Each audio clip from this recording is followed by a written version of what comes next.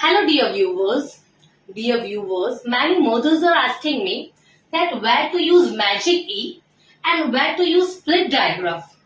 Dear parents, split digraph and magic E both are similar when you are dealing with words. When you are dealing with long vowel words. Okay? જ્યારે words ની અંદર long vowel words આવશે. For an example, હું તમને અત્યારે example બી બતાવીશ જેથી તમને perfectly idea આવે કે કેવી રીતના split digraph બી use થાય છે અને magic E બી use થાય છે. For an example, I am writing the word for AE. Okay, it's aid.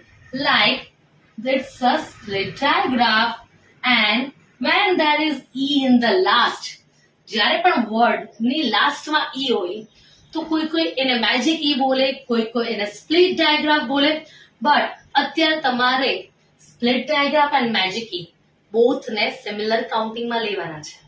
Okay? જ્યારે big words પર વર્ક કરવાના હશો ત્યારે splitting methods આવશે ત્યારે આપણે નોટિસ કરશું બીજા વર્ડ્સ, but અત્યારે હું તમને આ જેટલા બી વોવેલ્સ છે એની ઉપર બીજા વર્ડ્સ પર વર્ક કરાવીશ. Like, okay, this th is a consonant digraph. આના two sounds આવે, th and the.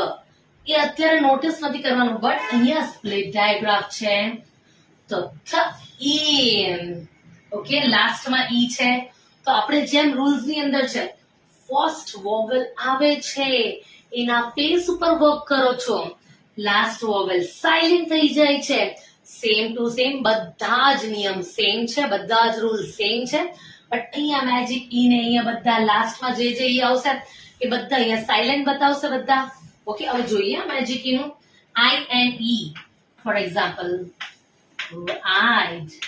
Okay, it's I and E. This is the split digraph. E in the last is magic E. But magic E is silent E છે અહીંયા. Okay? Brr, I ride. Now O and E.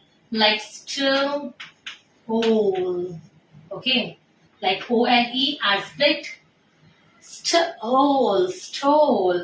And this is, last is flute. Here same. U and E gives split digraph or magic E.